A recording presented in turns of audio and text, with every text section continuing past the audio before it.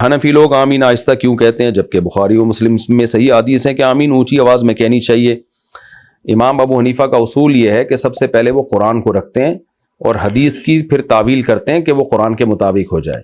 تو قرآن میں چونکہ ہے ادعوا ربکم تضرعا وخفیا کہ اپنے رب کو آہستہ سے پکارو، تو آمین بھی دعا ہے. آمین کا مطلب اے اللہ یہ میری دعا قبول کر لے، تو یہ خود دعا ہے.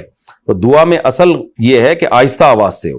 باقی نبی صلی اللہ علیہ وسلم سے جو زور سے آمین کہنا ثابت ہے تو ہم کہتے ہیں احیانا نبی نے زور سے آمین کہی ہے، جیسے کہ نبی سے ظہر کی نماز میں زور سے قرات بھی ثابت ہے تعلیم کے لیے، تاکہ لوگوں کو پتہ چل جائے میں کیا پڑھ رہا ہوں. تو نبی نے زور سے آمین اس لیے کہی تاکہ لوگوں کو پتہ چل جائے کہ میں آمین یہاں پہ کہتا ہوں. تو اب نبی دنیا سے چلے گئے تو اب تعلیم کی ضرورت نہیں ہے، تو اب اصل حکم ہی کی طرف حکم لوٹے گا. وہ یہی ہے کہ آہستہ آمین کہی جائے گی، کیونکہ دعا میں سر افضل ہے، قرآن سے پتہ چلتا ہے. تو ہر ایک کے اپنے اپنے دلائل ہوتے ہیں، ہر ایک کے اپنے اصول ہوتے ہیں. امام شافعی رحمہ اللہ کا یہ اصول ہے کہ نہیں بھئی حدیث میں آ گیا تو ہم وہ عمل کریں گے. امام حنیفہ کا اصول یہ ہے کہ بھئی حدیث کو قرآن کے مطابق اس کی تعویل کی جائے گی.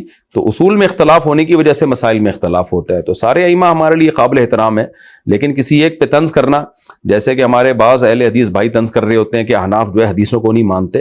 اور بھائی اگر آپ ہم پہ طنز کر رہے ہو تو ہم آپ پہ طنز کر سکتے ہیں کہ آپ قرآن کی اس آیت کو نہیں مانتے.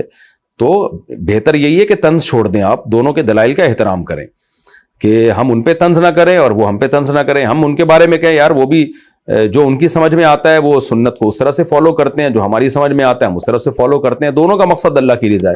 تو اس لیے ہم چاروں اماموں کو برحق سمجھتے ہیں، اور لیکن چاروں کے اپنے اپنے اصول ہیں جس کی وجہ سے مسائل میں اختلاف ہوتا ہے. تو امام صاحب کا اصول یہی ہے کہ متواتر کو اور یقینی چیز دلیل کو اوپر رکھا جائے گا، اور جو خبر واحد ہوگی اس میں تعویل کی جائے گی.